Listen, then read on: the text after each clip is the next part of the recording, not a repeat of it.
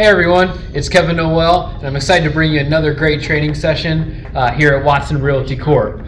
Today's training is going to be on Metro Market Trends, or MMT for short, and how to make money utilizing all the great tools and features that MMT has to offer. Our guest speaker is Jennifer Tossavainen, or JTOS for short, and she's going to hit on all the great features that this platform has to offer. Content capture, how to pull records from every single property in the state of Florida, commercial, residential, pre-foreclosures, foreclosures, so many fantastic features MMT offers, and JTOS is here to kind of show us everything that it brings to the table. So with that being said, let's jump right in.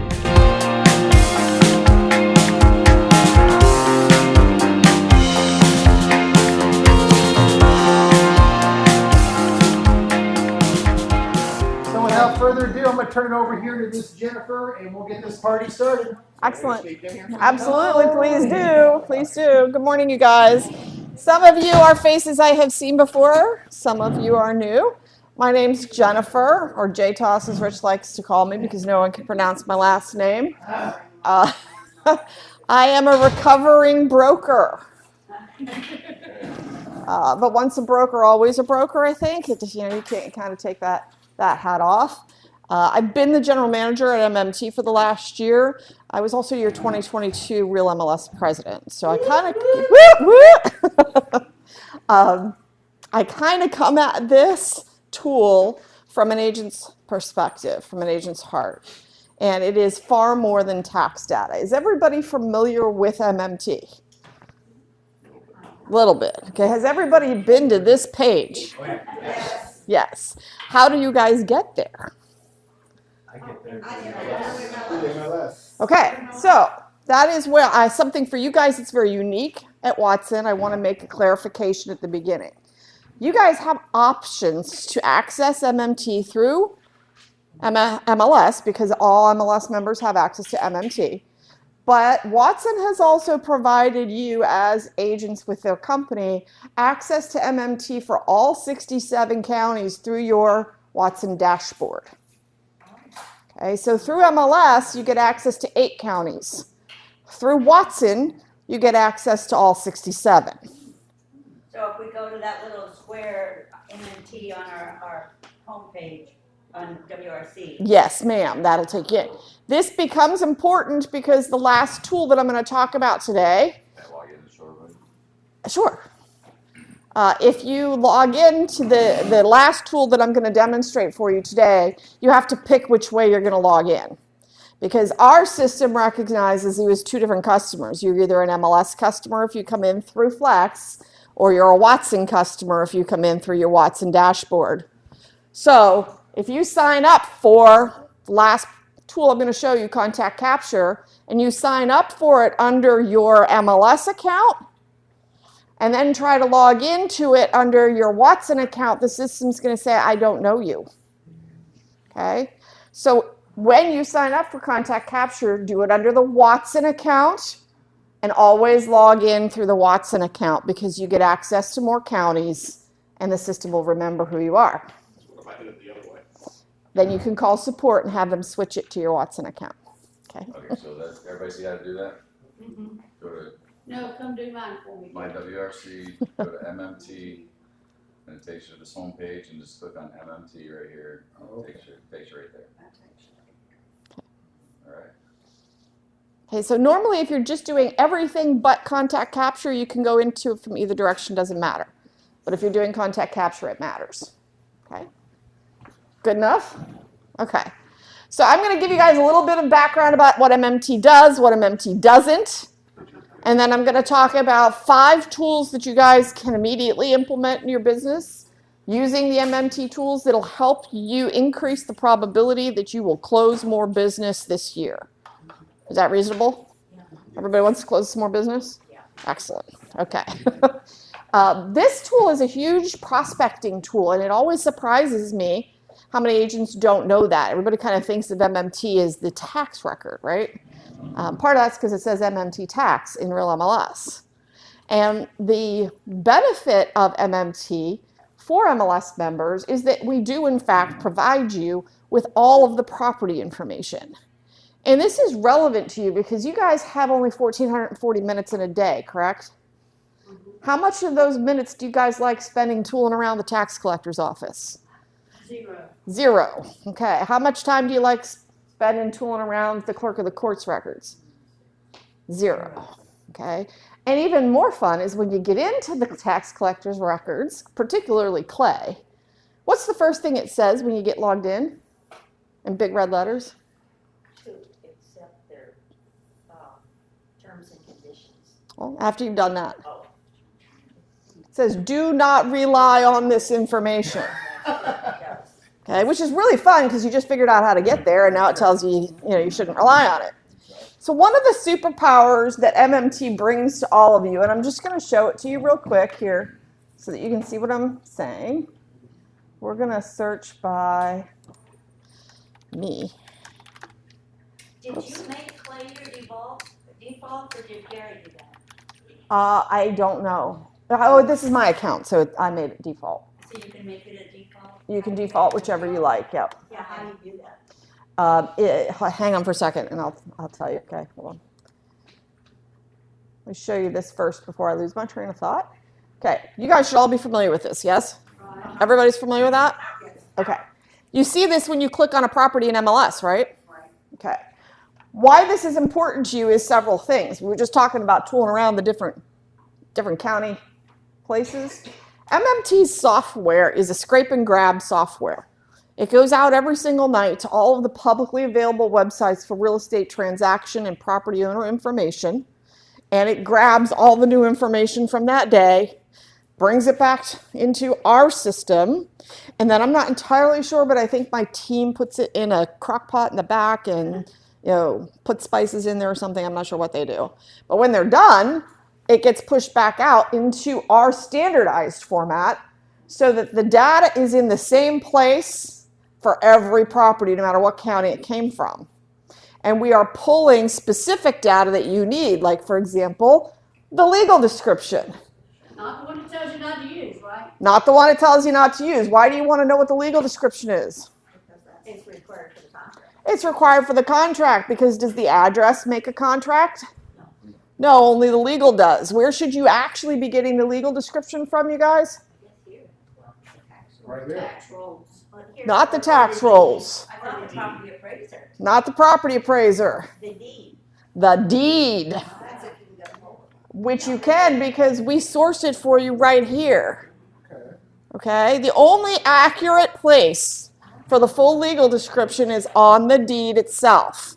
Remember I said I was a broker. One of the worst E&O claims I sat over, and this happens more frequently than you think, is somebody bought a lot. They built a custom home on that lot. County appraiser came out to reassess. Turns out they owned this lot. Oh. It's happened. Oh my goodness. Okay, so who do you think got sued? Watson? The broker? Title company. Everybody. Okay, because everybody failed to do due diligence. Nobody looked at the deed of the lot that they were selling, and they pulled up the wrong one and they sold the wrong lot. Oh, and they built a house. And they built a house on it. Be careful whenever you've got a parcel of land and you have another piece added to it. And in new construction as well, as they take a big parcel and break it down. So the deed is the standard, and we provide you with the legal that we have parsed from the deed, and we give you a link back to the source document so you can do your due diligence and ensure you have the correct information, all in the same place. Okay, so you don't have to go to a bunch of different places to get it. Then we also give you, and it's helpful to know the correct spelling and all of the owners on the deed, because that's never happened to anybody before, right? Oh, no. Okay, so you want to make sure, and I use my name because it's a good one, you probably want to make sure you have it spelled correctly. Okay, the best way to do that is to check the deed, not the listing agreement. Okay, then you have mortgage history, you guys. All right, mortgage history is important for you to know because if you are taking a listing, you want to make sure that they have enough equity to list the property without it being a short sale. If you are a buyer, you want to have make sure that you're not going to have a problem. Yeah? But even more than that, when we get into prospecting, and I'm going to answer, I think, what you're asking me, Gary, is that we are going to start adding, before the end of this year, subsequent mortgage information from just the mortgage at purchase. So if you refinanced it, if you took out home equity, if you did different things, we are going to start adding that data to the history so that we can provide you with AVMs and an estimated amount of equity in the house. And you'll then be able to search on properties by how much equity the system estimates they have. Because obviously when you're prospecting, you want to prospect to people who have equity, not people who are underwater, right? Okay, Gary. That was what I was gonna say. On the deed, if they're married in Florida, Mhm. aren't husband and wife supposed to go on there? Yes, sir. Okay, because I'm running into a situation, the husband and wife are still married, but they're filed for divorce, but she went out and bought a house, like $1.5 million house. He doesn't have to be on the deed. If they have, so you get into some technical questions on where they're at in the divorce and that kind of thing. I can buy a property and only have my name on a note, but my spouse has to be on the deed as long as we're married, unless there is a release signed by all parties. Yeah, she bought the house, then filed for divorce. That's a problem. You have a And problem. his name's not on there anyway. Yeah, and she can't sell that house. I'm surprised she was able to finance it without It was cash. cash. Okay, because it would have come up in the financing. She can't sell it without his signature. Yeah, you're going to be pretty, without his permission. Exactly. I think it is amazing, how does it just fall off? Like, if I'm separated Hmm. and I'm buying a new place, and so my husband, who I'm almost divorcing, right? He has to be on the note of the new one. And, even though he's not on the mortgage, but since we're not divorced yet, how do they automatically just fall off? They that? don't automatically fall off. You have to get a release. So you have to get paperwork for the divorce and take it to, title, and to the lender and have them release them. Okay. So yes, ma'am. The release basically says they're giving up their right to the ownership of the property. Right? Correct. As I've had. That they're either doing it voluntarily or they have been court ordered to do so. Okay. And in most instances, if they're on the deed, you have to get a quitclaim and have it filed. Okay. Okay, so let's come back from the rabbit hole. Okay, so we also so we're giving you all this information in the same place. We're also giving you the tax information. This is important. You don't have to go to the tax collector's office. We're giving you a link right back to their tax bills. We're telling you how much their taxes are. We're telling you, even in most instances, what the mill rate is, the assessed value, all of that. Most importantly, and we're going to talk about this from prospecting, we're telling you if it's homesteaded. And we're telling you how much portability they have.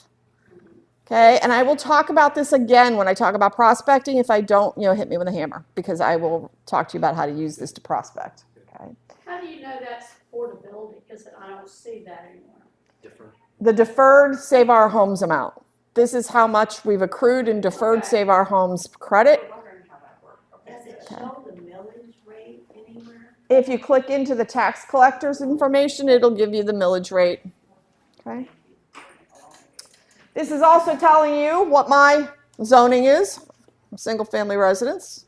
And it's also telling me, and I say this a little bit tongue in cheek, you guys, what the county thinks is on the property. And I say this because this is what the county thinks is on the property, which may or may not be what's actually on the property when you get there. Again, part of your due diligence is that you should know this, because if they've put on an addition, or if they've done something that should have had a permit and that the county needs to know about it, you're going to have that resolved before you can close. Right? So it's a good thing to check. Okay. This is all in one place. Would it show on there, like if we had something, say a new screen porch put on, would it, and we had the permit thing? It should show here. And if it does not, then that is a call that you are going to make as part of your service to your customer to help them get it updated. Well, a lot of times, they told us at a meeting down with them that they only went back 10 years. So if you had somebody put a roof on 12 years ago, then it doesn't matter. I understand. It only matters to when you get to the title, you get to the closing table, and you can't get insured or you can't get, Right. and then you have to get it updated. Okay. If, not to run down a rabbit hole, if you run into a situation where they've added something, it does not have the proper permit, then what? Then you're making some phone calls. Okay, so, I mean, what can the seller do to correct this? The seller needs to contact the county and find out what the county wants them to do to correct it. Okay. And I will tell you, it's complicated, Mhm. because I've got one right now, we've been waiting to sell it. The county found out he did most of the work, and they made him take off both porches, front and back, that he had put up. And the other thing is how you apply for the permit. They told him, and we verified it, that he could not resell that house for 2 years as an owner. But if he had gone against his license as a contractor, he could sell it immediately, but he didn't do it that way. So you have to know, can he sell it now, or is he gonna have to wait another year? So the answer is that it is not a straightforward answer. Okay. If you find something that's a problem, you need to figure out what the right steps are to fix it. In many, many instances, because a lot of people do things like put on bathrooms and stuff like that, is that they have to have it inspected, make sure it clears inspection and meets standard for the county to release. If it's more complicated than that, it can be more complicated than that. Okay. So in any case, what I'm getting at is you guys should be able to save time, because you don't need to go chase this stuff down at every different website and learn how to get in there and figure out what you're looking at, because it's all here. Okay. And just as a side note, do you guys use Form Simplicity? Use what? Form Simplicity? No? Okay. Transaction. Okay. I think we're going to Form Simplicity. Well, if you end up using Form Simplicity, you will know that all of the data that pre-fills in those forms for everyone who uses it comes from our database and our software. So now that you've seen that we do this, what else makes us special? Well, how do it's hard for me to do this without being able to see there we go. Okay. So when we're back in here, the other thing you guys should know is we have all of the data, not some of the data. And this is one of the other things that makes MMT special. Because have you guys ever gone out, you guys take listings, right? Okay. So you go out to talk to sellers, and you're talking to the seller, and you've done your CMA, and you're giving them your market analysis, and they say, that's great, but my neighbor Bob sold their house about 3 months ago. How come that's not on your list? Yeah, I'm running into that right now. It does take time for it to get there. Oh, it takes time for it to get there, but if it's not a realtor-facilitated transaction, it's not going to be there at all. Okay. Because if you guys are doing your CMAs from the MLS, Only got you stuff that was in the MLS. you're only getting stuff that was on the MLS. Okay, so after today, everybody does their solds out of MMT. Because it won't pick up. Because MMT gets its records from the clerk of the court's office, and it includes every transaction, whether there's a realtor involved or not. In our last market cycle, you guys, the study that came out from NAR was upwards of 30% of the transactions were off market, meaning no realtor involved. So you're going to miss market information, and you're going to miss reasonable comps if you don't look for all the transactions. Anybody had a low appraisal recently? Not long ago, but Okay. We're seeing more of them yep. because the market's kind of squishy. It's erratic at the moment. It's not really following any. So why would an appraiser come out low? Well, why an appraisal comes out low is a conversation you'd have to have with the appraiser. Okay. But I am suggesting that there has been a market shift. Okay. There are still some contracts out there that look like they did 18 months ago, and the values aren't being supported at that same pace of appreciation. Wow. Okay, so some of those are coming in low. Well, sometimes you guys have comps to support it, but sometimes those comps were off-market transactions and the appraiser didn't pick them up because the appraiser is also using MLS to get their transactions. So one way for you to help support if you're doing a Tidewater transaction or anything else is to make sure you have gotten everything out of the transactions. So that should be something that can help you going forward. But from a prospecting point of view, I was a little bit embarrassed. I haven't been in leadership. I haven't been a broker and all that. I didn't know it could do some of this stuff, which is we have all the property types, you guys. I had a customer call into MMT not long after I got there asking for a list of every property in the state of Florida that was classified for grazing land. And I went, I don't know. I don't work with grazing land. That's not my thing, right? But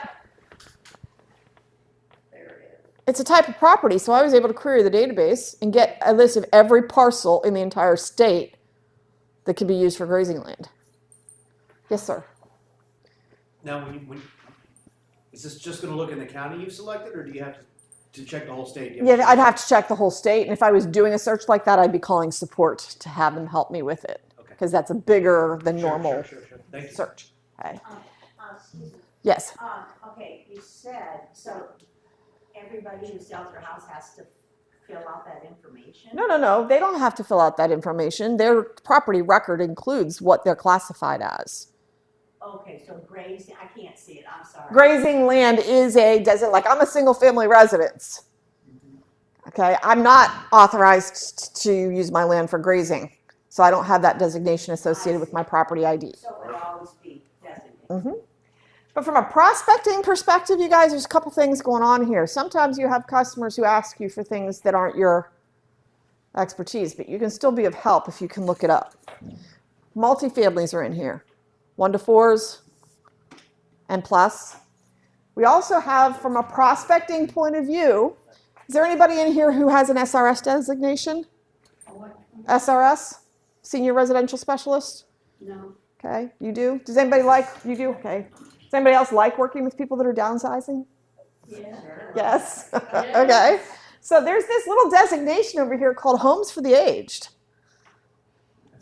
Okay, these are not nursing homes. Homes for the Aged are assisted living facilities and alternate housing for seniors. Well, let me ask you guys this. Do you think that the admissions director there has more information about who's downsizing and moving before you do? Yes. Yes. So if I'm prospecting, I'm going to find every home for the aged, and I'm going to become best friends with their admissions director. Because just like all of you have a list of vendors that you refer to your customers, you have your lawn guy, and you have your tree cutting guy, and all that stuff that you refer, so do these professionals. And part of their job is to help their customer make the transition, which often involves selling a property. So you want to be their preferred realtor that they call when they've got a family starting to make a decision about that process, yes? That's prospecting using property data. Okay, how about private schools? Private schools are a prospecting opportunity. I'm just giving you guys some examples of how you can use property type as a prospecting tool. Okay, when I was selling, when people were moving in from out of the area, having been a transplant myself here in 2002, first thing I was looking at, you guys, was schools. So I was talking to the admissions counselors at those schools way before I was even considering talking to a realtor. Who do you think referred me to my realtor? The school. Okay. This is another prospecting opportunity. You need to get creative in figuring out how you're going to prospect, which brings me to this question as we get into prospecting and how you use this for it. If you guys had to give me your elevator speech, 2 sentences, what's your role as a realtor? What would it look like? What would that sound like? Smile, have fun, what do you mean, Dad? Okay, I like that. What else?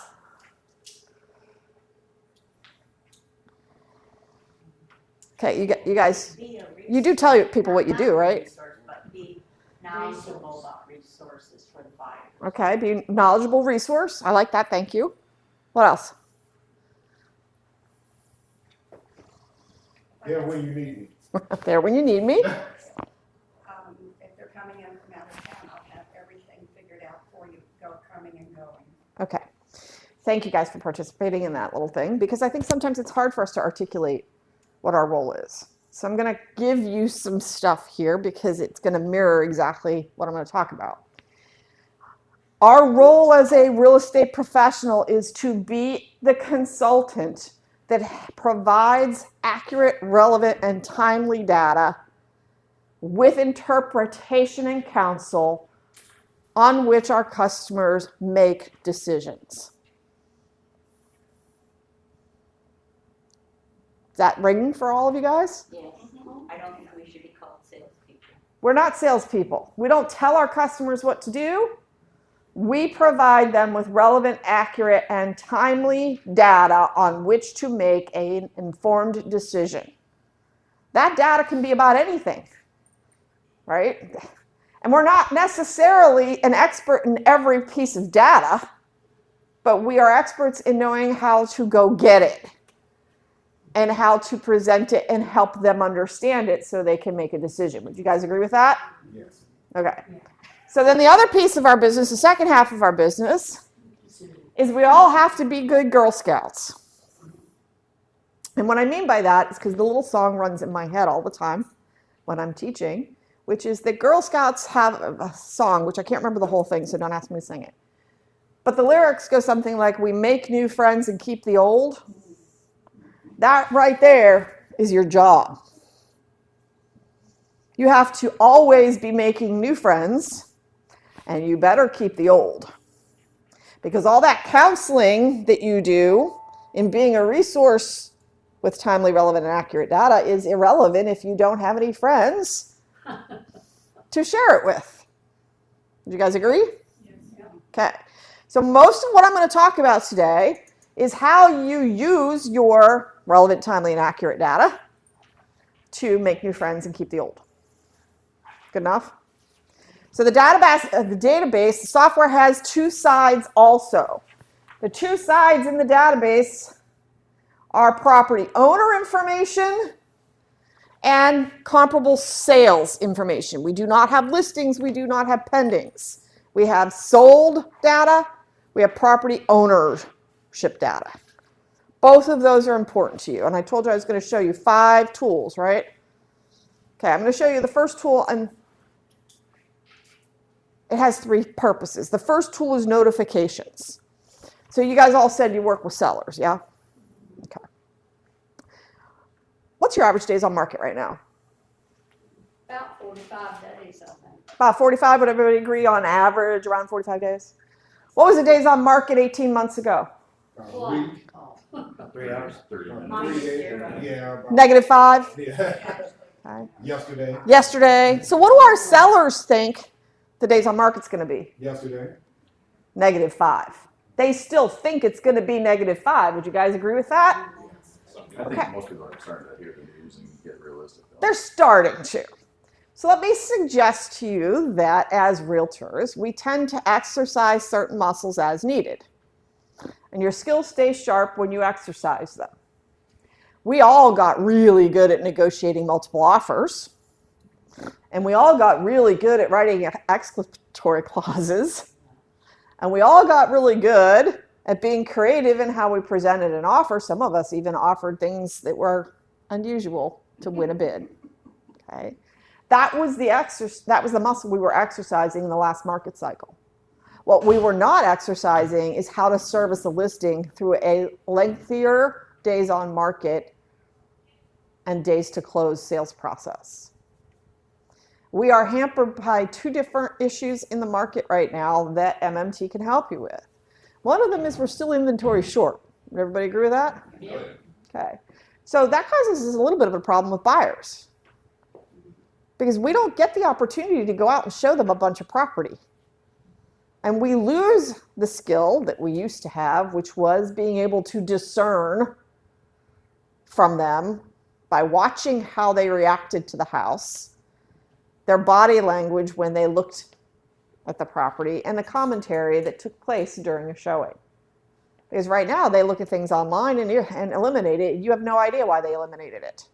You don't have properties to go show them, to stand in the physical property with them, to hear that discernment. So we have to create other ways to be able to get that feedback if we want to improve the probability that we're going to help them get to a home that they're actually going to close. Do you guys agree with me? So this tool I'm going to show you is going to help you with some of those things. Anybody have any listings on the market that might be slightly overpriced? Anybody in here ever taken a listing knowing it was overpriced? Because if you're not saying yes, you're lying. Everybody takes the listing, whether the owner wants it to be listed too high or not, because your broker tells you to. And you don't want to lose the opportunity, right? Because in fact, we are the purveyors of all timely, relevant, and accurate data, and we're good at what we do, so we're going to help our seller see reason. Right? Okay. That is a skill set, you guys, that we haven't exercised for a while. So when you are doing your CMAs, we already talked about you're going to use the sold data from here instead of from the MLS. And you do all that. Do you guys save the sold search that you did for your CMA? You guys do? Does everybody else? Okay. What do you do with it after that? I keep it in my file. You keep it in your file. Well, they're all electronic now, but yeah. Okay, so I'm going to suggest to you guys, and if I knock this over, I'm going to be very embarrassed, but I'm going to try to sit here. Okay, all right. So I'm going to suggest that you save the search in MMT. Now, all these things I'm going to talk to you guys about, you see in the upper right-hand corner, the red thing that says video tutorials? There's tutorials that will show you how to do everything I'm talking about, so don't worry about me not actually doing the clicking through. You will have their little 2- and 3-minute videos that'll show you how to do it. Okay? When you set up your sold search, you want to save it. And the reason you want to save it is because it will then tell you if there have been any sales that meet the criteria that you set up for that sold search, and it'll send you an email. So I assume your conversation sounds something like this: Mr. Seller, in our analysis, would you agree with me that these other neighborhoods or these other areas represent competition to your house? That any buyer who's looking at yours is also looking at homes in these areas, and that's your competition. You guys all have that type of conversation? And you get the seller to buy in on this. Okay, so you save that search. And for the love of God, please stop forwarding showing time comments directly to your sellers. Okay, no seller ever wants to hear that their house is outdated. No seller wants to hear that their carpet is ugly. No seller wants to hear that their house smells. And yet, agents put those comments in showing time, and listing agents forget to turn it off. And it gets sent directly to your seller. So, I don't know about you guys, but I don't want to walk into a very defensive and angry seller when I'm trying to have a conversation with them about where their list price is and how they're doing on the market. I'd be happy to have a realtor who would actually leave me comments after they've shown something. Well, it's an interesting phenomenon because they either don't leave them at all or they leave nasty comments. Yeah. So it's not really particularly helpful. Right. So what's relevant is what's happening in the market. 18 months ago, this didn't matter because it sold immediately, right? It's not selling immediately now, and you may have taken the listing 60 days ago, and what you thought was a good go-to-market price 60 days ago has changed because the market is moving, and it does actually move every day. Okay, how many of you guys were here in 2008? Okay, that market moved. Okay, it stopped, actually. I mean, we all broke our noses against the wall because the brakes got hit so hard. It wasn't a shifting market. It was a whoop, boom, it stopped. Okay, right now we're in a little bit of a shift. Okay, you need to keep your seller up to date on this as you're on the market because otherwise they don't think you're doing anything and they're frustrated when all you do is come to them and say, I want you to lower the price. So if you save the sold search, anytime something in there sells, the system sends you a note with all the relevant information, at which point you now have the opportunity to put your commentary on that and send it to your seller. Hey, Mr. Seller, just want to let you know, there's been a sale at 123 Easy Street. This sale was competition for yours, was in that area that we agreed on. I want you to take a look at it and let me know what you think. And the immediate response you're going to get is, my house is nicer than theirs. That's exactly what you're going to get. Okay, that's the first time you're going to get, my house is nicer than theirs. And then the second time, they might not tell you anything. And the third sale is when you get to call them and say, Mr. Seller, just wanted to make sure you've been getting the updated market information that I've been sending you. There's been 3 sales now that were competition to yours, and they all came in around 5:10. I just wanted to check in with you and see if you have any questions about what's happening in the market and see how comfortable you are continuing to pursue Your $1 million house. your listing at 550. So now that conversation is based on facts, data, and the seller knows that you've been watching the market on behalf of their sale throughout the time frame. So now that conversation's about data. If you do it right, a seller will call you and say, do you think we need to drop the price? Because you've been giving them the data. Does that make sense to everybody? Mm-hmm. The beauty in this is you already did the search. You did it when you did the CMA before you got the listing. There's no extra work here. All you're doing is clicking save this search. You can name it whatever you want, cranky seller number 1, okay? And it tells you when there's an action. So instead of you having to go look and see, is there anything I need to be telling this seller, it's going to tell you when there's been an action, okay? Good? Is that under comparable sales activity? Comparable sales activity. So when you're doing a CMA, you're looking for comps for things that sold, then you're going to save that search, okay? So the second use for this is buyers. We love buyers, right? We're only liars. Well, see, we're going to talk about that whole thing about buyers being liars here. So if you have a buyer, all of you guys do an intake consult with your buyer, right? Right? Okay. And I hope that you guys are talking actively about incorporating buyers brokers agreements in your business plans going forward, because the industry is going to continue to shift and you're going to have to. Just heads up, okay? But you've done your consult and you dutifully write down everything that the buyer tells you they think they want. How many buyers buy what they told you they thought they wanted? Not many. Because at the beginning of the process, they don't really know yet. They're telling you what they think they want and what they think they can get for what they can spend. And they expect you to miraculously somehow put that in front of them. It is a skill to be able to help them expand their criteria in such a way that you can legitimately help them find something that they can buy without upsetting them in the process. Okay, what a lot of agents do is take that information and they come back in and they dutifully set up an active listing search in the MLS. Some of you guys even go so far as giving your customer a portal so that they can go in and mess around in the MLS themselves, which is great, except if there's no inventory, how many listings are they getting? A lot of times, nothing. Nothing. So what do they think you're doing? Nothing. Because what are you doing? Nothing. At that point, you're in a stance. Okay, at that point, you're not doing anything. They don't see any value. Okay, so 3-4 weeks from now, all of a sudden, something does pop up and you're stoked. You call them, hey, did you get the listing that I sent you? Right? And they say, oh, I'm sorry, I bought a new construction townhouse with D.R. Horton. And then you're upset and you're in Rich's office crying about how buyers are liars. The buyer wasn't a liar. You guys didn't do anything. That's on you, that you weren't there to understand what was going on for that buyer that made them change what their expectations were. So how do we keep buyers engaged? Well, we don't have inventory to go show them, so we have to be able to show them something else. How many of you guys do a sold search when you sit down and do your consult with a buyer? One of you. Most of us pull up active listings. We talk to them about what's on the market, but we don't talk to them about what's sold recently that met their purported criteria.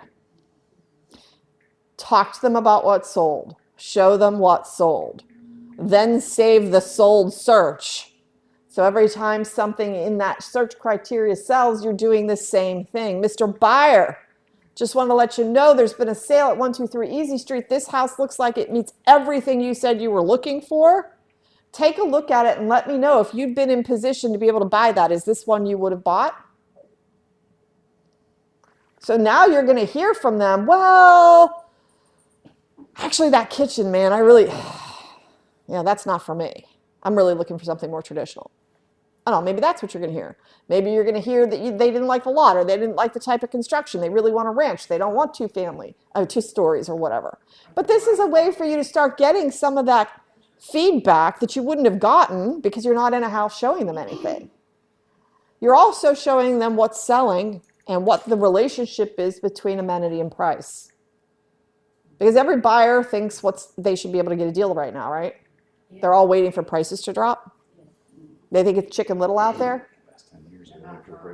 Yeah, for the last 10 years, they've been waiting for prices to drop, whereas people who bought have seen a 20% appreciation in their, I'm trying to figure out what that was, in their property values. So we kind of have to help them figure out what that relationship is without saying you're wrong. And the way you do that is using data. Sold data is a great way to do it. So if they respond to the first one, they give you some feedback, then you can send them some other ones. Well, if you like that, let me make a suggestion. Is it okay if I make a suggestion? Here, take a look at these couple that just recently sold. Are these more what you're looking for? Now you have a dialogue and you're working for them. And they start coming to you as that consultant who has timely, relevant, and accurate data to help them choose. Yes? Cool. Okay. Third way you use notifications. Does anybody in here farm? I don't see any hands go up. Everybody farms because you all prospect. You have to make new friends.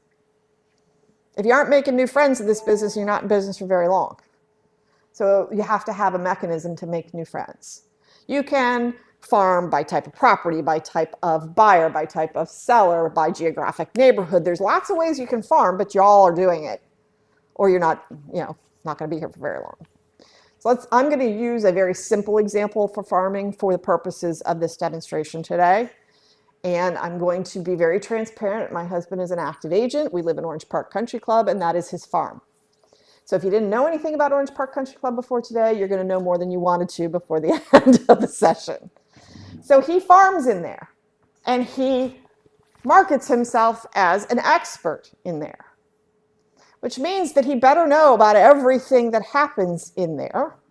Because when we get accosted at the mailbox kiosk, or we get cornered at the pool, and a neighbor asks him, hey, Scott, what's going on with the lot down at the end of Country Club Boulevard? And he says, what lot?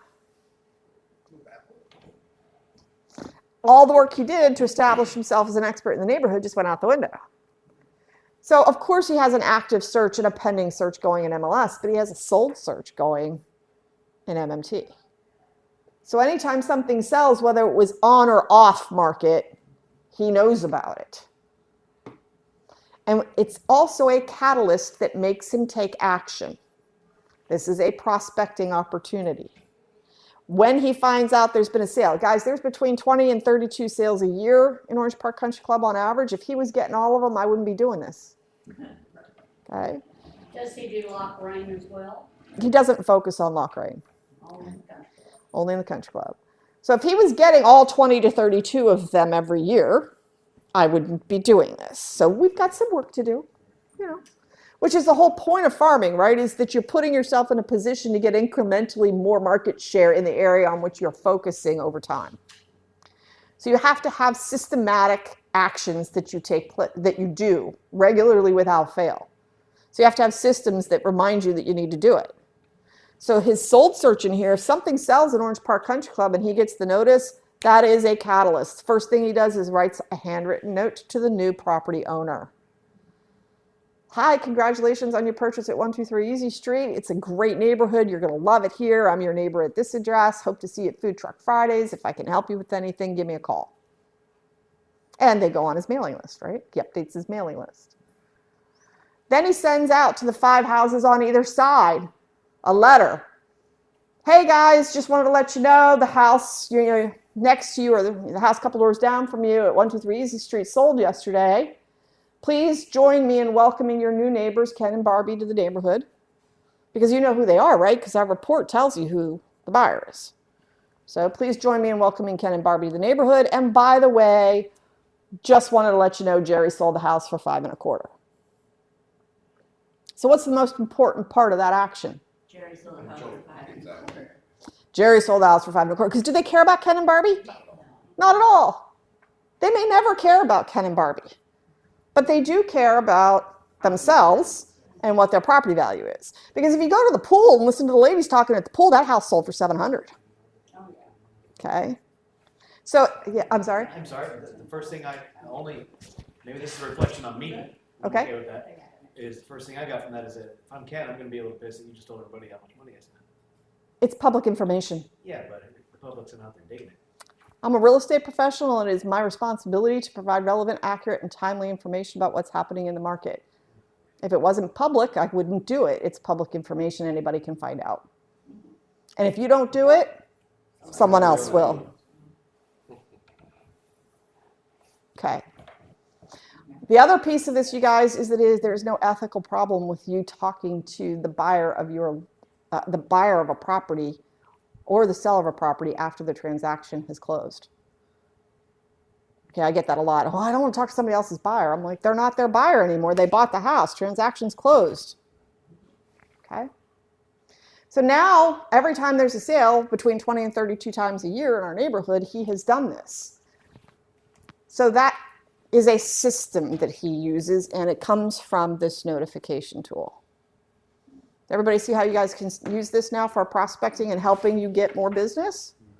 Awesome. There are other tools. They'll go a lot faster, but if I don't go to little girl's room, I need a break. I'll be right back. Is that good? Where are they? Right around the corner. Just to the end, to the right. Thanks. Want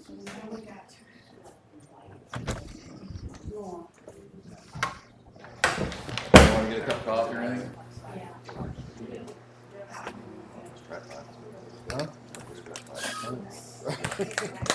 Pretty cool.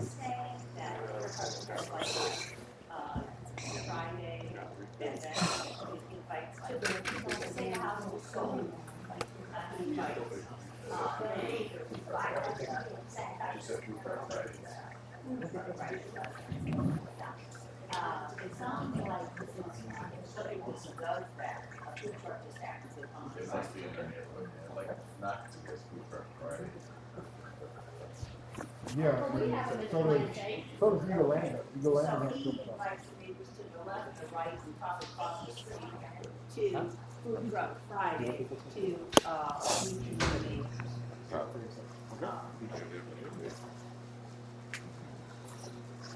And providing information.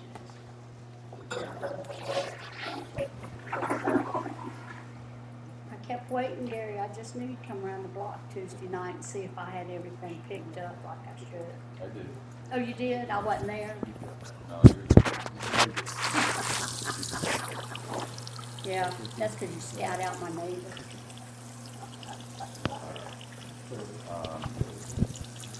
I did have, trash in my yard. Email about the only thing, and a bunch of pine needles. Yeah, I didn't have much. I watched those trees across the street and behind me, and I watched those things go like this. I thought, no. But you see what the ones that went down, the majority of them were not the pine trees that everybody thinks are gonna go. It's the other trees, the oak trees. Okay, you guys, I'm sorry for the interruption. Beauclair area one time. All right. Okay, so I'm going to go into tools number 2 and 3. They're related, and this will go fairly quickly. What's in the door? I'm going to do the market summary and the transaction summary reports. Can I Yes. ask you digital for me? You get this, put them in a CVS file. How do you put them in Facebook? Do you have any idea? I do. I have a enough to be dangerous knowledge. I don't know how to put them in. I know how to get the list. I know how to make CVS files. So when you go into the ad manager in Meta and you select your audiences, there is an option in there for you to upload a custom list. Okay. That's where you're putting it. Okay. Okay, and I'm going to talk about that when I talk about contact capture. Okay, so hyperlocal marketing. RMLS and your board do a really, really great job of giving you summary statistics about market activity. They come out every month. We have 12,303 members now in Real MLS. You know, our average sales price is running around 362, right? You guys get that stuff every month? It's great, general overview. But if I'm selling my house in Orange Park Country Club, do I care what the average sales price is in all of the NEFAR service area? I do not. Okay, I care about what the sales price is in Orange Park Country Club, maybe Lochrain, not necessarily. Okay, I am interested in what have you done for me lately. I am Janet Jackson, and I don't care about anybody else. All right, and you guys need to be able to provide hyperlocal information to your customers. So from a prospecting point of view, I'm going to show you two different ways to do that. Very simple. You guys, when you do your comparable sold searches, you can make them as detailed as you want. For purposes of what I'm going to do, if your reports come up with no information, it's because your criteria is too stringent. You can search by all the same things you can search by in the MLS, square footage, bedrooms, baths, all that kind of happy jazz, length of ownership. But you can also draw polygons and save that as one search. And now why that's important is, I'll give you guys this example because you're all right here sitting outside Eagle Harbor. If I was taking a listing in the preserve and I was doing a comparable sold search for that, I would be drawing a polygon around the preserve. Then I would go and draw a polygon around the River Hill section of Fleming Island Plantation. And then I'd go and draw a circle around the backside of Pace Island. I wouldn't just be using Eagle Harbor. Does that make sense to everybody? So when you're doing what I'm going to show you, what you set up for the search criteria impacts the results that you're getting. For demonstration purposes, we're going to use Orange Park Country Club. Okay? So what I'm doing is I'm going in and I'm saying, give me all the sales in Orange Park Country Club for the last year.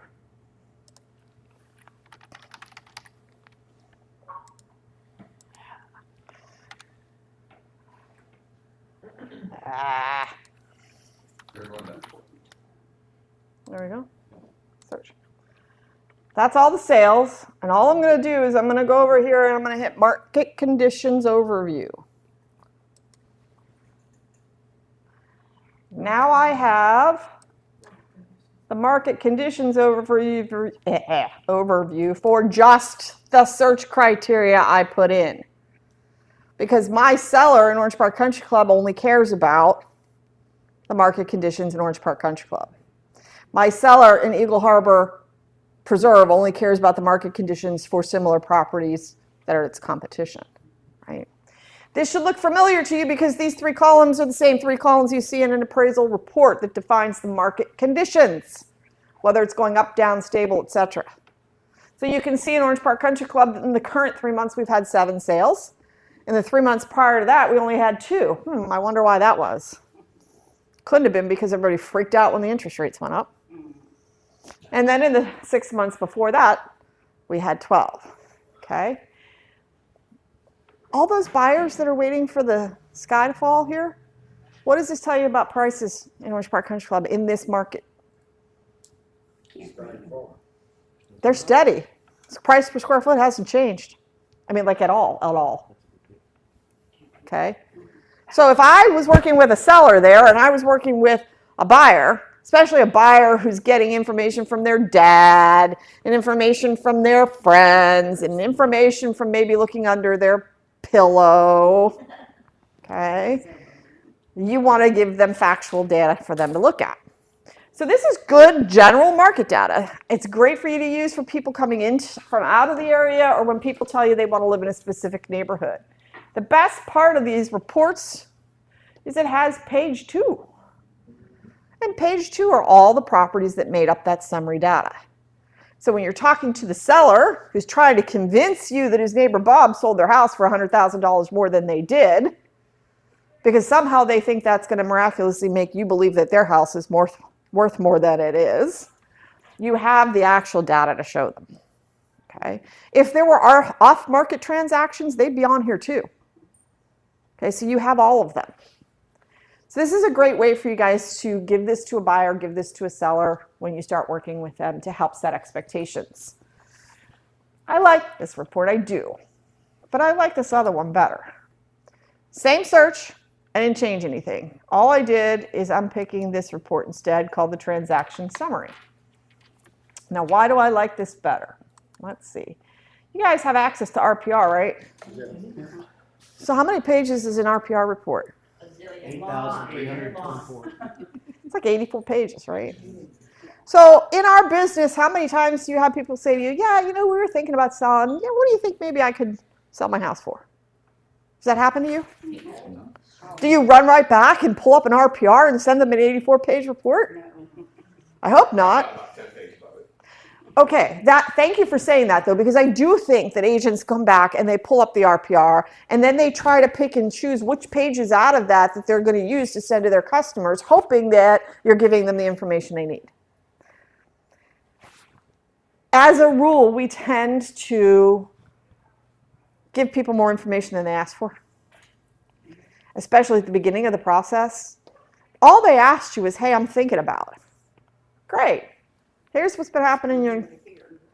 This takes you 2 minutes. Here's what's been happening in your neighborhood. This give you an idea. The lowest sales price was $375, highest was $750, so you're probably going to be able to sell your house for somewhere in between that. The average square footage is this. The average price per square foot is this. And obviously, until I come out and see your house and we really sit down and get serious, I can't give you an actual estimate. But here's some information.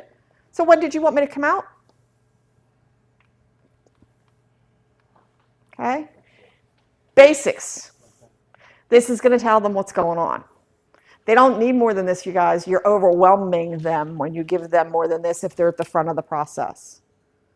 There will be a time and a place for you to pull out page 472 of the 500-page report from RPR when they ask you that specific question. But until they ask, you guys have 1,440 minutes in a day, and color cartridges are expensive. So save your minutes and save your money and give them only what they need. If they want more, they'll ask. Right? Okay. So also this has page 2. Page 2 tells you all the properties that made this up. Okay.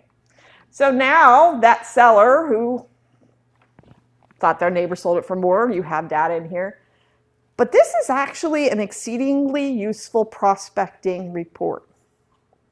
Remember I said that we make new friends and we keep the old? So let's talk about keeping our old friends. Our old friends are defined as A, your sphere. These are people that you know. Okay. Your past customers. So let's define past customer for a minute. Who are your past customers? Most Important ones of the transactions you do. Okay. transactions, their family, their friends. Okay. So your buyers, your sellers, and the buyers who bought your listings, and any of their family that you know, because that's your sphere, right? The piece that most agents skip is the buyers who bought your listing. You do your buyers and you do your sellers, but you forget about the people who bought your listing.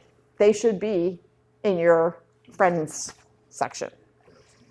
Everybody wants to know what the value of their house is. You guys are a ninja company. How many of you guys have been to a ninja installation? For those of you who've been there, I'm going to use the phrase real estate review. Okay? For those that haven't, you need to go to a ninja installation. It's awesome. But they talk about real estate reviews. Real estate reviews is where you are giving someone who you are trying to maintain a friendship with a review of what the market is for their property. Okay, now they give you some ideas on how to do it. This is my version of it because it's super simple, is that everybody who meets my criteria, I go in and pull this up for them. And on it is a little handwritten note, hey, can you believe you've been in your house for 2 years? Just thought you might like to know what's happening in your neighborhood. Jen. Okay. And so you just put it in an envelope? Uh-huh. Uh-huh. And I have 2 different types of envelopes that we had custom made, which I'll talk about in a second. For the friends, theirs says real estate review on it, specifically. Okay. Because they're people I already have a relationship with, and they start to get to know that I'm sending this to them every year at least every year. If the market's doing something crazy in between, they're going to get it more frequently. But at least once a year. If it's a buyer, you're absolutely going to be sending it to them and marking how many years they've been in the house. Right? If it's someone who sold with you, maybe you're sending it to them about their old neighborhood. Maybe you're sending it to them about the new neighborhood they've moved into, whether you're part of that or not, as long as they're in Florida. But the buyers who bought your listings, you're definitely going to want to market to them. This is a super simple thing, you guys. Okay, I would make sure you're doing this. Do you print out all 3 pages? I print it out double-sided on 2 pages. It's one piece of paper double-sided. That's how we do it. Right. So that has 3 pages, but that last page doesn't really have much on it. You just kind of leave that off. I just leave that off. Mm-hmm. Can we see the second page real quick, John? Absolutely. It's the list of houses. Thank you. Thank you. Yeah. Which is kind of cool because then they can look at it and they say, oh man, I can't believe it. Mary sold her house for that much? Or whatever, right? Because presumably these are their neighbors. So when you're doing this, the reason I want you to go after the buyers of your listings is because how many people fell out of this business in the first 5 years? 80%. A lot. 85%, right? How long do people stay in their homes? 5 to 10 years. Yeah. It's about 8 years, okay? So when my husband wrote that welcome to the neighborhood handwritten note to that buyer, and then put him or her on his regular mailing list for updated information, and then once a year sends them a real estate review, what are the chances in 8 years when that buyer goes to sell their property that their agent that helped them buy it's still in business? It's a 50-50. Less than 15.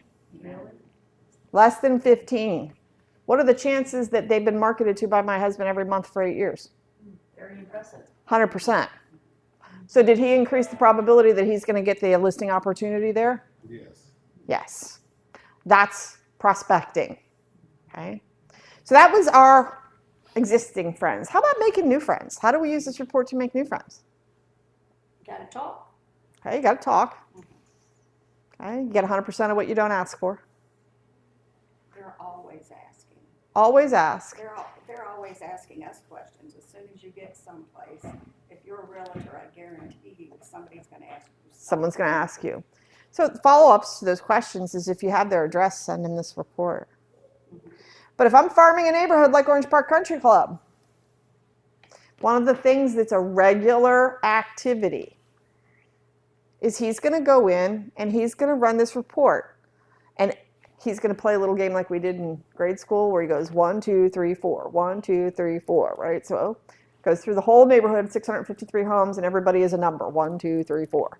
Everybody who's a 1 gets this report as of the year ending March 31st. Everyone who's a 2 gets it for the year ending 6/30.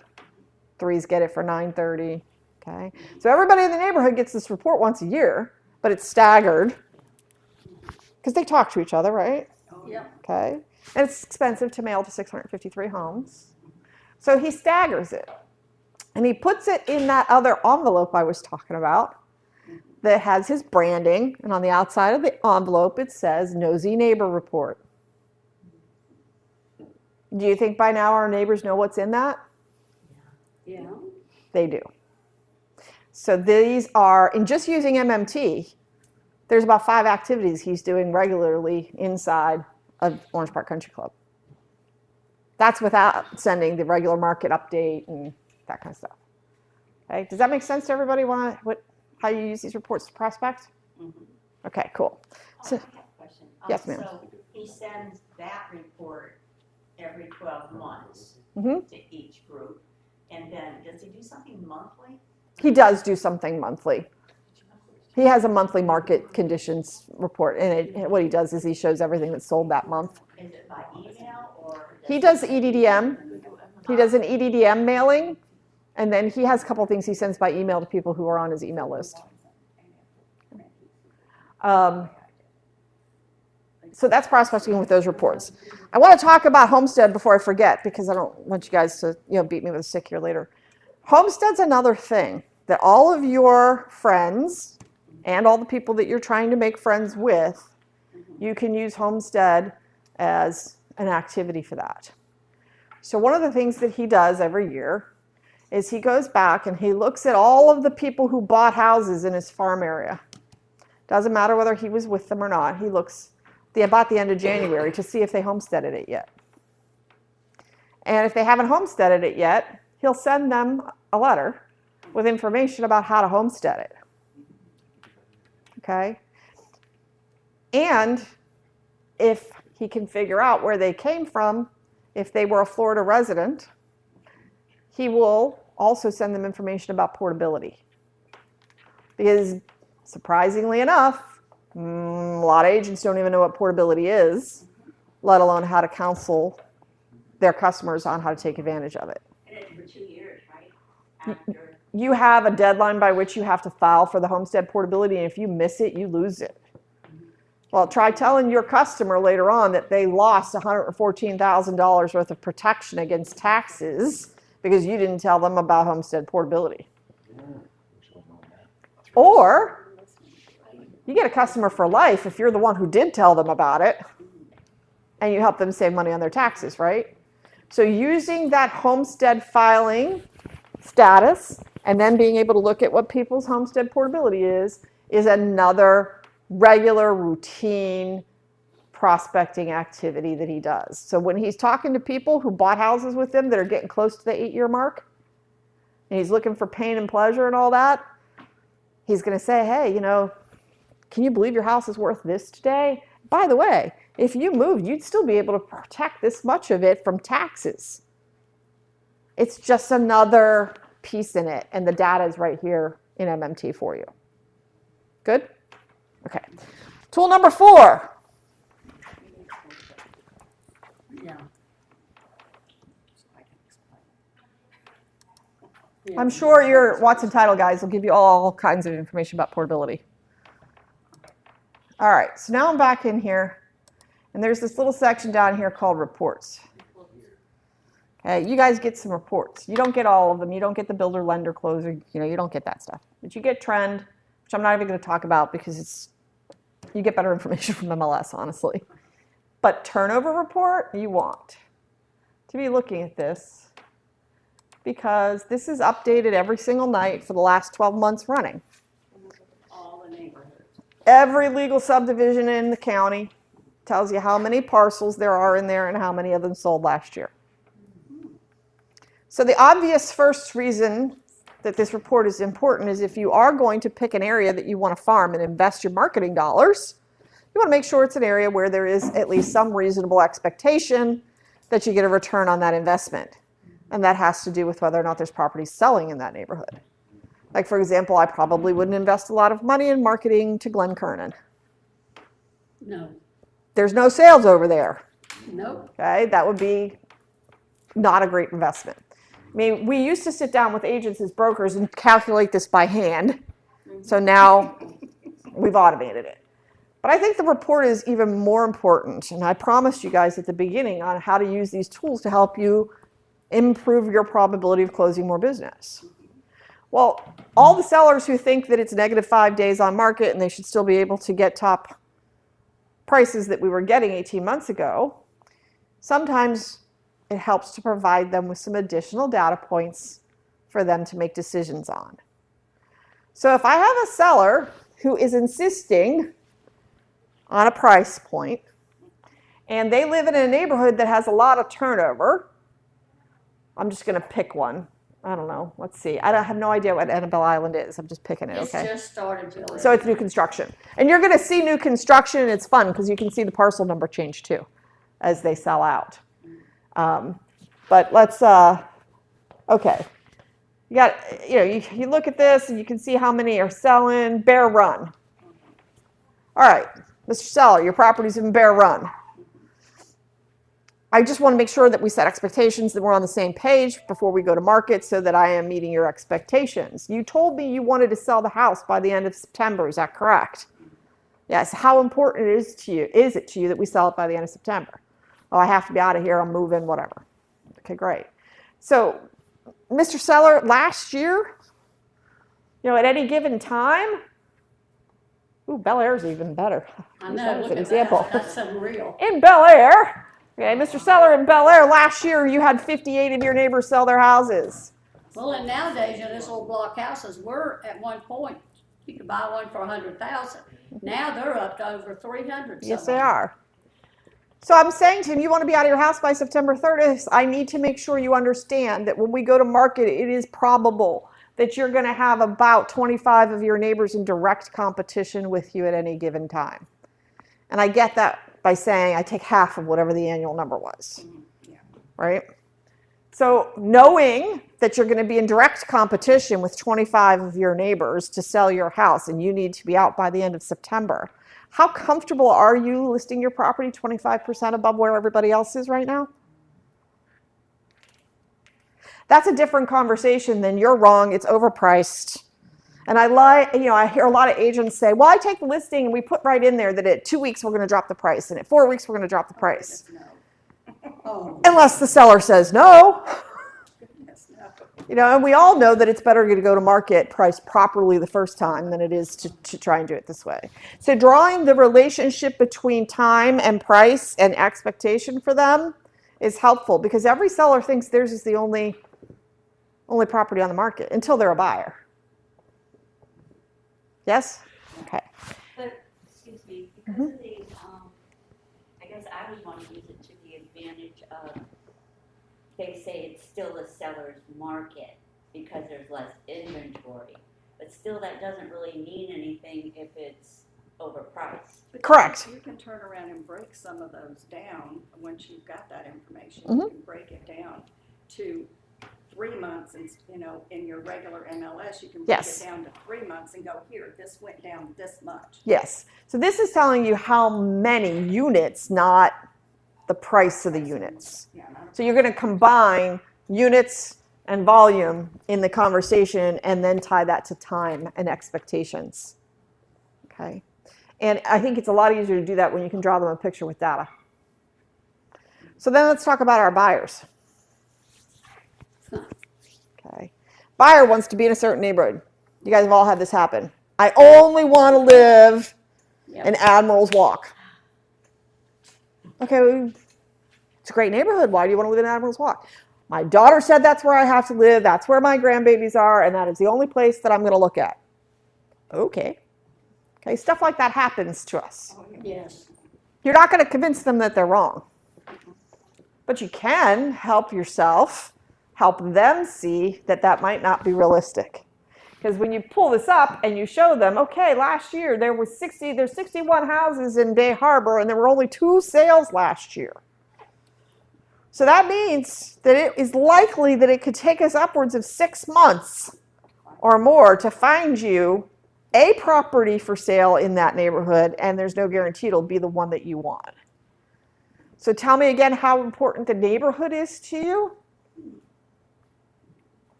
Oh, I didn't realize that. Well, let me make some suggestions to you about other neighborhoods that would be comparable and might meet your needs. This is now your opportunity to expand their search criteria so that you have a better chance of actually finding a listing that you can sell them. Does that make sense? So this is a setup, though. This is a huge setup.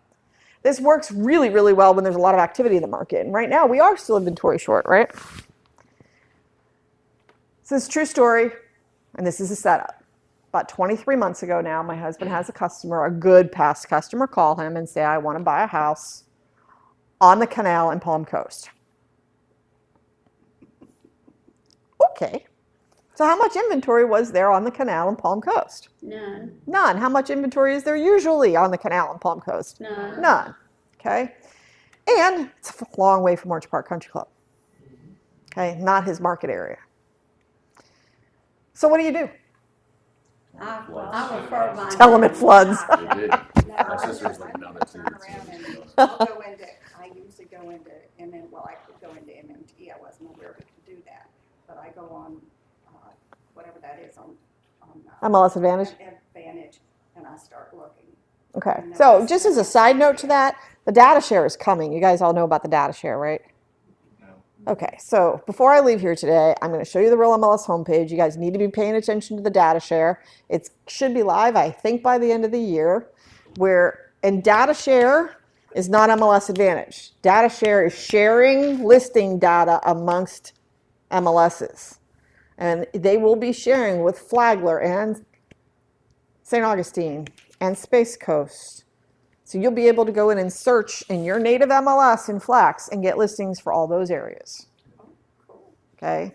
So you guys want to pay attention to this. It's a big deal. Is it only with the MLSs in those areas that will play with the, They're all playing together, except for Fernandina? of course. Okay, I just want to make sure. No comment. Gainesville doesn't play with. But so you would go Gainesville in. doesn't play with anybody. No, they don't. So if you're in and you're looking for listings in that area and there aren't any, because there was no inventory in Palm Coast, what are you doing? How do you take care of this customer? And go up or down. Well, you look for equity, and you might send letters to people. Thank you. Lots of equity. You're going house hunting, right? Yeah. So the customer's telling you what they want. Now I'm going to start this by prefacing that you would not do this unless you have qualified your buyer. Because if you go house hunting for somebody without them being all in, and then you find them a seller who's willing to talk, and they're like, what are you talking about? I bought new construction 3 weeks ago. That's your fault, not theirs. So in this instance, you could have referred it too, right? Yep. He could have referred it, in which case then he has to hope that the person he referred it to remembers that it's his customer and we don't have to fight about getting our referral fee, and that they take care of the customer the way you would. Okay. So he decides instead, Dave, why do you want to buy a house on Palm Coast? What are we doing here? It was his forward retirement plan. He knew that he had signed an agreement that he was retiring in 3 years, and he knew he wanted to be on the canal in Palm Coast. And he was starting his transition early. So they had the conversation. Scott said it could take me upwards of 8 months to maybe even a year before I find you something appropriate that we can even talk about. Are you willing to hang in there? Because I'm willing to go to work for you to do that if you're going to follow through. So they had that conversation. Everybody's good. So he starts the prospecting. Well, in order to prospect, there's no listings. He needs to find out all the property owners who have houses who meet the minimum criteria his buyer is looking for. That's when the property owner side of this database becomes really useful to you for prospecting. Let's see if I can get over there.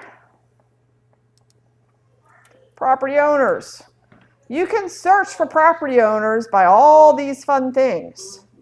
So if I'm going to prospect and I need to find waterfront property, I can use waterfront as a qualifier, square footage, beds, baths, all of those things. But my husband doesn't work for Watson, so he didn't have access to all 67 counties, and Palm Coast is not an MLS-provided county. So what does he do? Okay. He calls MMT. Says, I need a custom list, please. I need to know all the property owners between A and F in Palm Coast that have 3 bedrooms, 2 baths, and a dock, or whatever it was at the time. About $72 and 15 minutes later, he had the list. Okay. Which I point this out to you guys because there is a time value of money thing in everything that you do. And while this is a really nice, powerful tool, it takes time, and data mining takes time. It is not in my marriage contract to do it for him. So he either has to spend his time doing it or he pays someone else to do it. So what I want you to take away from that is you always have that option. If you have a complicated search, you can always use support to pull custom lists for you. So they pulled him the list, he got the list, so now he starts prospecting. He writes the I've got a buyer letter, right? I have a buyer. He sends that letter. No, really, I have a buyer. No, really, I have a buyer. I am a real person. Here's my picture. Here's my card. Seriously, I have a buyer. So we're 4 letters into it. Now it's Sunday afternoon. We drive down to Palm Coast and start stalking people who are in their yards. Handing them a business card. No, see, really, I have a buyer. I'm that guy who's sending the letters. I have a buyer. This goes on. And it was about 8 months later that he actually did put a sale together. So this is a legit way for you to take care of a buyer. Remember, I told you this was a setup, though. And the setup is that if that had been a situation he was dealing with today, he would have gotten the property owner list, but he would have asked for the phone numbers and emails to go with it. So instead of having to write letter after letter after letter and driving down there, he could have picked up the phone and started calling people immediately. Better deal? And Yes. so you can pay for that service? Yes. So that's when I started at the beginning this morning. I said, if you sign up for that, you have to sign up through your Watson dashboard, not MLS, because MLS only gives you 8 counties, and your Watson relationship gives you all of them. Which, by the way, you guys all need to say thank you to Mr. Watson, Mr. Foreman, because our customers pay $60 a month per county for this. And you guys have access to all 67 counties. So they're taking care of you here. So the way that you do this, I'm going to show you how it works. Everybody wants to see how it works, right? No, what did I just do? Ha. Okay. You see down here where it says by contact capture? Okay, those are the rules. If you can't remember how to do it, here's the instructions. If you still can't remember how to do it, here's the video tutorial, okay? It walks you right through. All you're doing is put a credit card on file. So here's how the MLS is taking care of you. Everything I've talked to you about up till now is included in your MMT relationship. The contact capture is skip tracing technology. Skip tracing is skip tracing is skip tracing. If any of you have ever used RedX or any of those types of programs, they're using the exact same technology.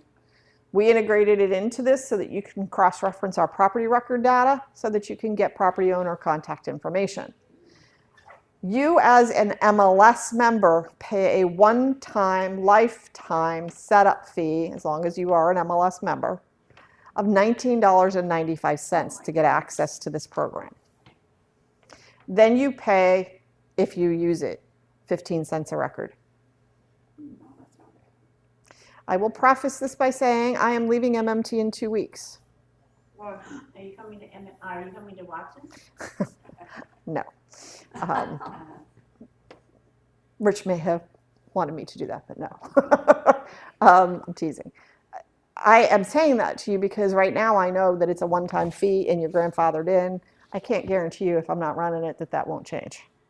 So if you ever think you're going to use it, pay the $20 and get yourself grandfathered. Okay? Because anybody who's not a real MLS member pays $9.95 a month to have access to the service. So it's a pretty, okay. So then the 15 cents a record. We only bill you for the ones you get information on. If we go out and the skip tracing technology doesn't return anything, you don't pay for it. We only charge you if it returns something. So in this world,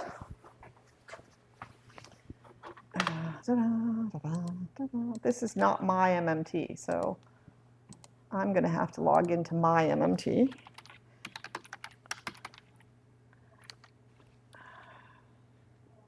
So that I can do this without it charging me.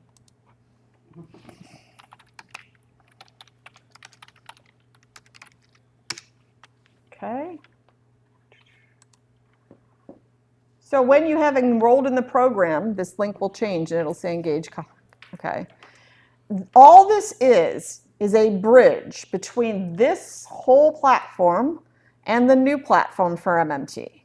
We have 2 platforms, and all the new technology is being built in the new platform called MyMMT, the link to which is right here. It says MyMMT. It's a map-based program, and if you guys want me to, I'll show you a little bit about how you can use it. It does everything the regular program does, but all the new stuff we're building will be on the new platform. The reason I'm giving you a link is because I was on the board when we took away full search. And y'all lost your minds. My ears still hurt from that. So I learned that I'm not going to take it away. You can have the old stuff as long as you want. But we're going to build on the new platform. Okay. So what this is once you're enrolled, you can either go directly to MyMMT and do a property owner search, or if you are an older platform user, you can go in and just hit engage. And it opens up a property owner search in the new platform. So you go in, you pick your county, and we're going to assume that our buyer wants a property in Orange Park Country Club. So I'm going to go in here.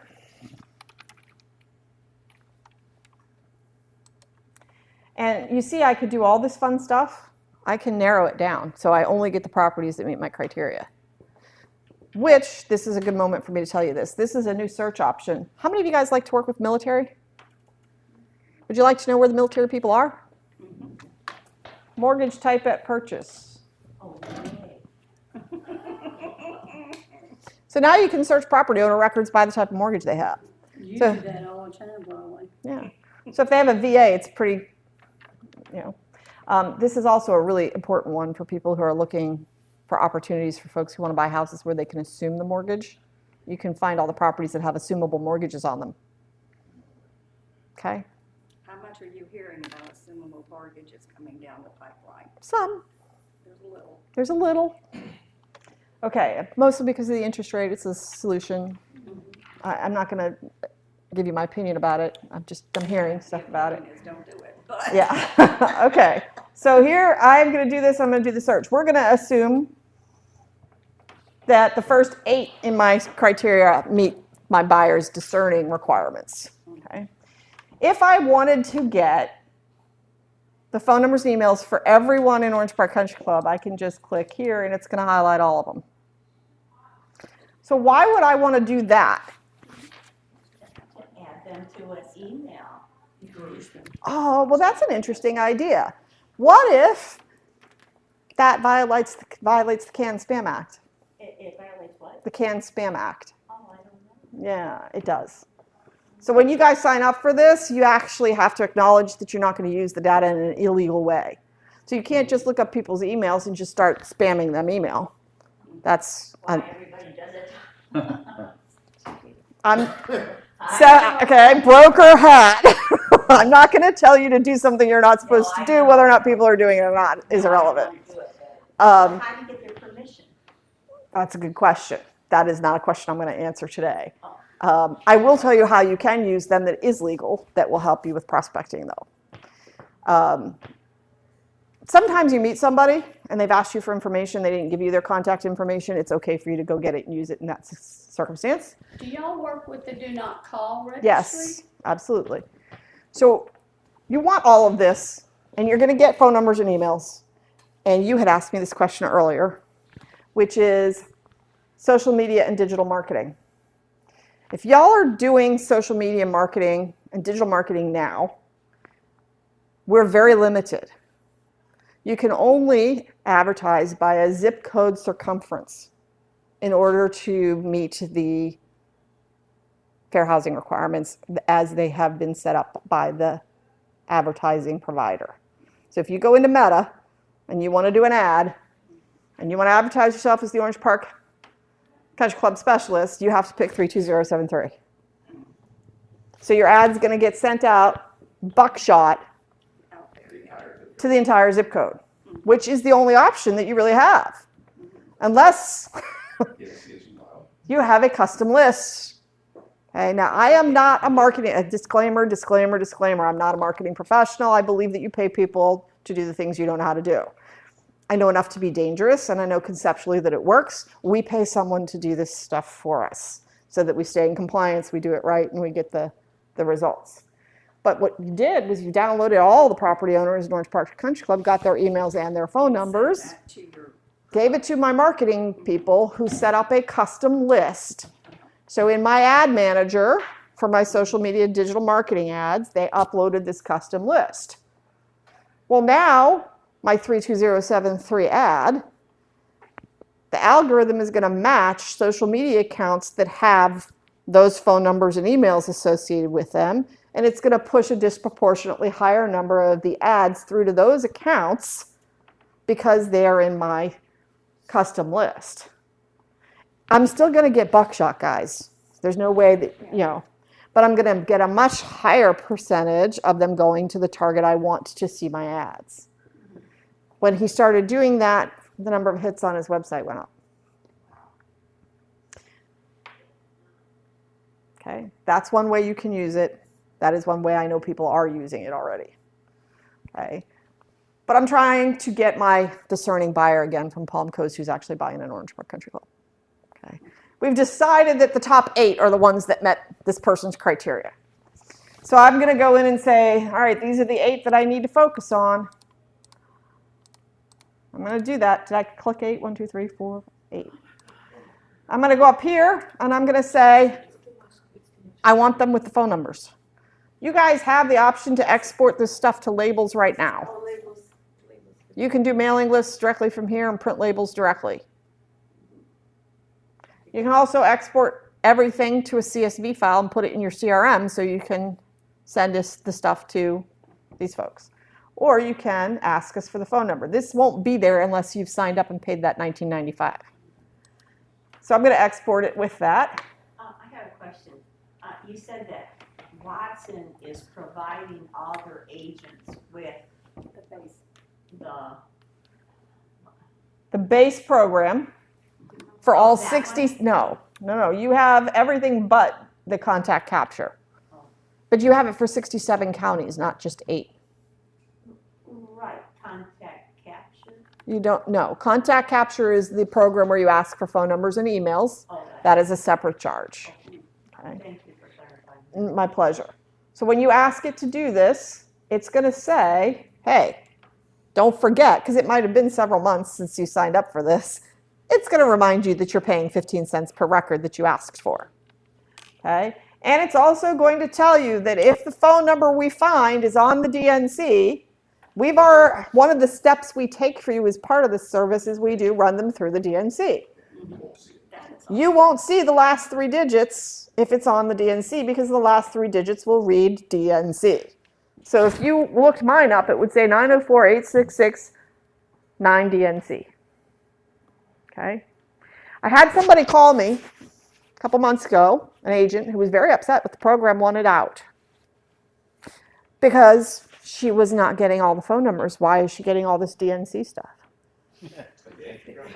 So I explained the DNC, and she's like, but that's my business risk to take. I said, I actually know your broker, and I'm pretty sure he would not agree with you. So I am not, in good conscience, going to allow you guys to make a $15,000 mistake or promote a program that's going to get your broker in trouble because you're making $15,000 mistakes. Okay. So I say yes. And it's going to say, do you want me to remove duplicate owners' names? Say yes. It's telling you it's working, and you may need to check your downloads folder. Well, that notice is there because we had some people who didn't understand what a download was, and they requested the list 16 times and then were upset when they got 16 invoices. Because your download is actually in the download folder. It's not going to show up on the screen because we're giving it to you in the format. Nothing was happening, kept clicking. Exactly. They thought nothing was happening, and if they kept hitting it with a bigger hammer, that they would get results. They did. They just weren't the results they were looking for. So, interesting. It says that they only billed us for 6 items. I asked for 8. So that's telling me that of them, there's 2 that they didn't find any contact information. So I'm saying, okay, and then I can go over here, and I can find my file. Here's my exported file. And I don't know if you have, I assume you have a spreadsheet program on this computer? Find out. Find out. There it is. Okay. So all the way across at the end, you're going to see these 2 columns that are new. I can't quite see what I'm doing. You guys can see it though, yeah? So we had 2 phone numbers. Yes. So that is one of the things I'm trying to point out. But I can't. Right click. I'm trying to make them wider without being able to really see what I'm doing. Yeah. Yeah, that's what I'm trying to do. Right there you go. Right there. Double click. Just double click it and it'll. There. Expand out. Okay.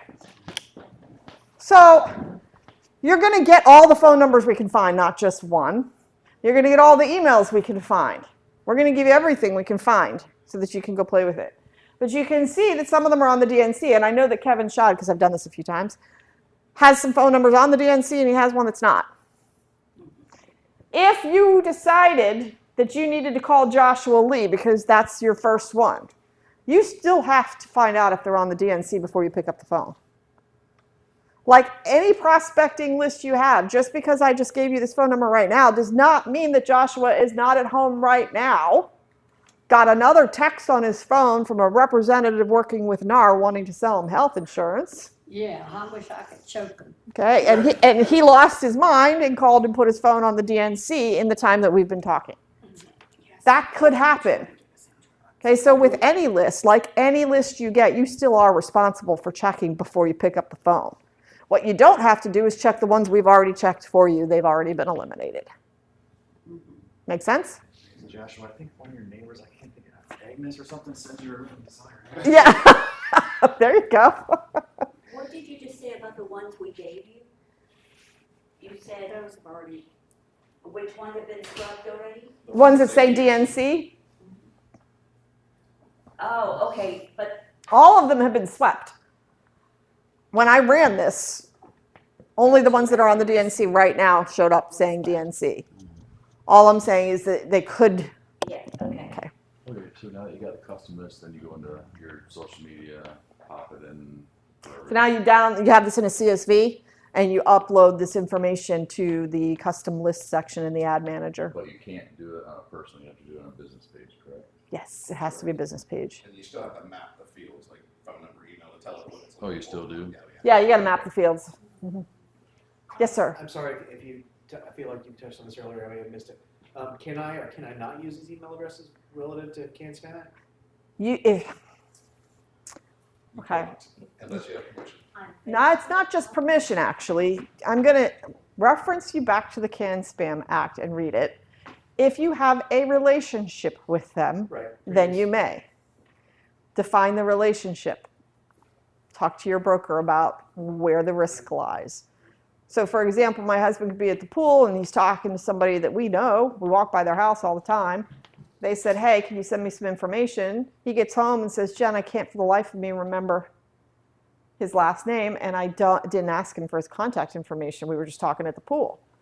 Can he look up the property owner's address in this and get his phone number and email and call or email him? Oh, because they All day long initiated. because they had a conversation.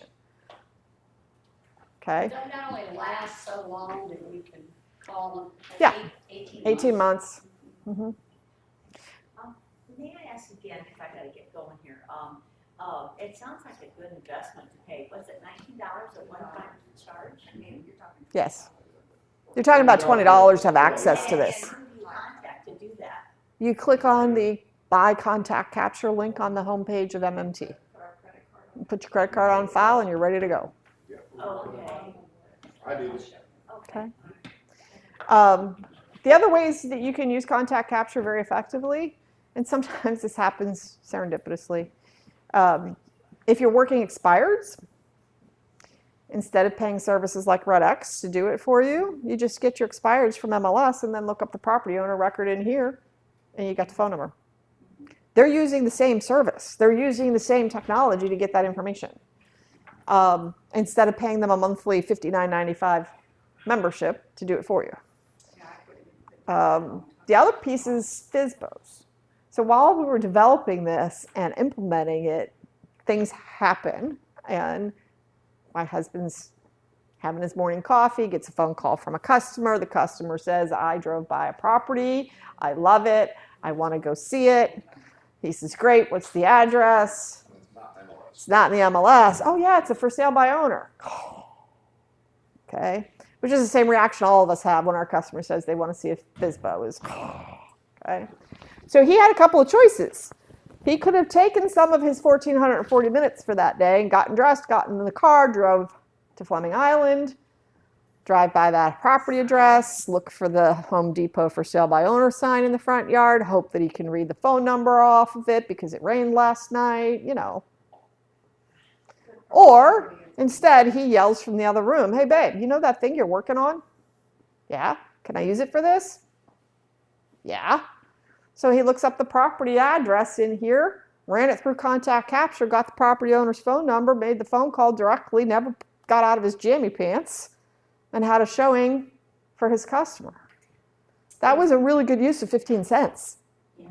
Yeah, in that situation, well, I guess in all situations, if you document it somewhere saying that the customer requested information, do we need to document it somewhere? I'm going to suggest that that's your individual business practices on how much documentation you feel is necessary.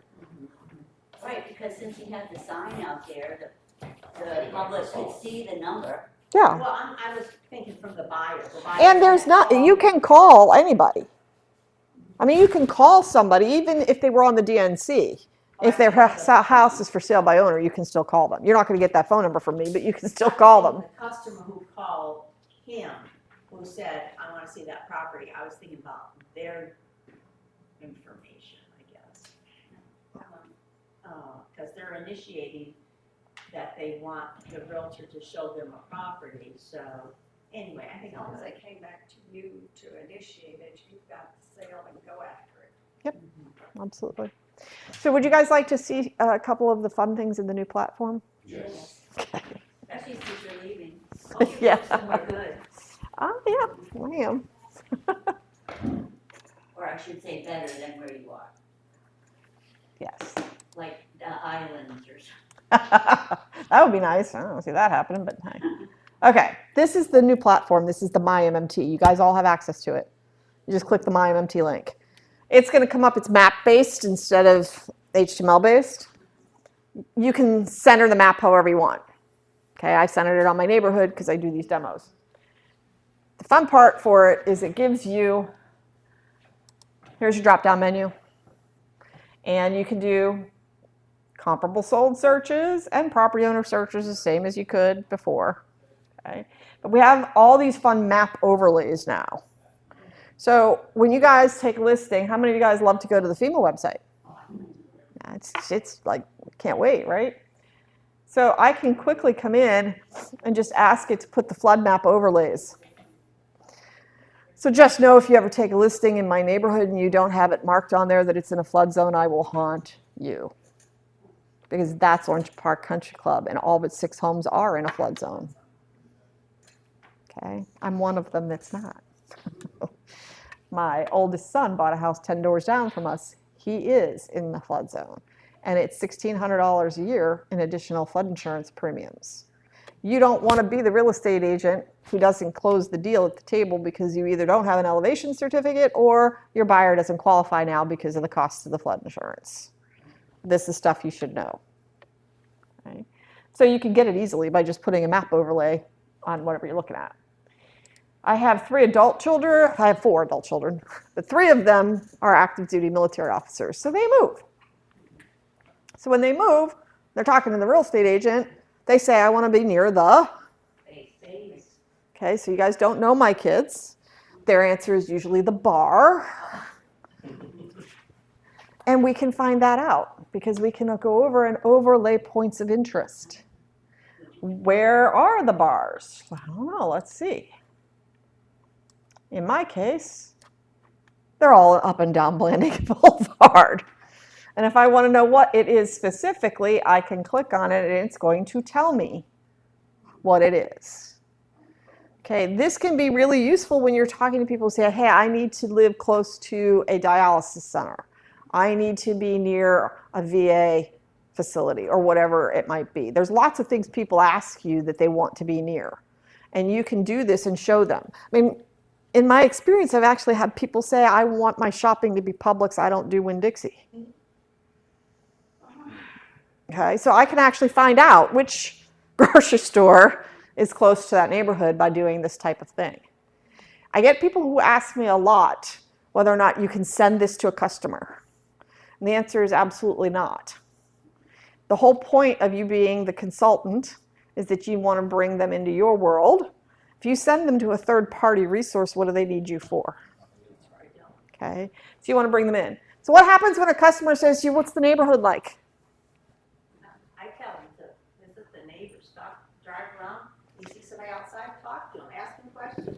Which is easy to do unless you move in here from New York. Yeah. Okay, so we used to tell people to go drive by because we don't answer that question because it's a fair housing trap. Okay, but people can't drive by if they're not here. And it's dangerous if you're driving by with your phone out the window trying to FaceTime them. You know, it's not a good look. Okay, what you can do instead is you can take them for a ride yourself. So when you drill down, the road turns blue. Now you can take them for a ride down Glencoe Avenue. and they can see the neighborhood directly. I have to go to Google. No, we're actually tied to 3 different mapping programs. So whatever's been updated most recently is what's in here. You can change the look. You can give them an aerial look, which is fun because you can drill down and kind of see what's around in the neighborhood. You can give them a bird's eye look. I've done this with people because they wanted to see the property lines or see what the property looked like. How are you giving this to your customers? I'm on a Zoom call with them and I've shared my screen. Okay. And I can move it around. You guys want to see the parking lot of the Publix? And here's my map overlays showing up so that they can see where things are. So those are just some of the things that are on the new platform that you can use the maps for, and I just wanted you guys to be aware that that's there.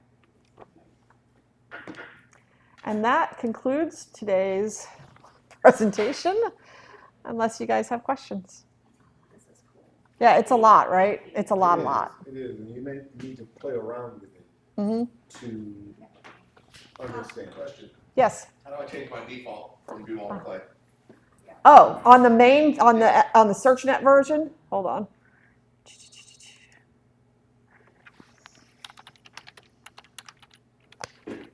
I'll show you. You did ask me that earlier. On the MMT one, you just move the map.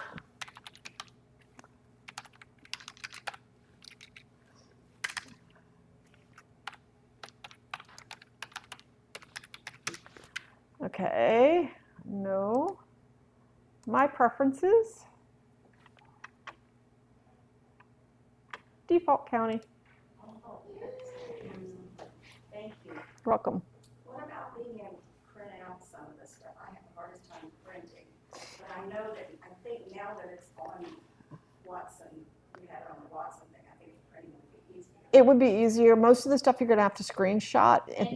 Labels are the only thing we're set up to have you print, directly formatted. The Watson one, I was able to print. Mhm. Got it. Make sure I had that right. Okay, any other questions? Did you learn something today? Yes. Excellent. Thank you. You're welcome. You saved me a lot of time. Now, can we look up your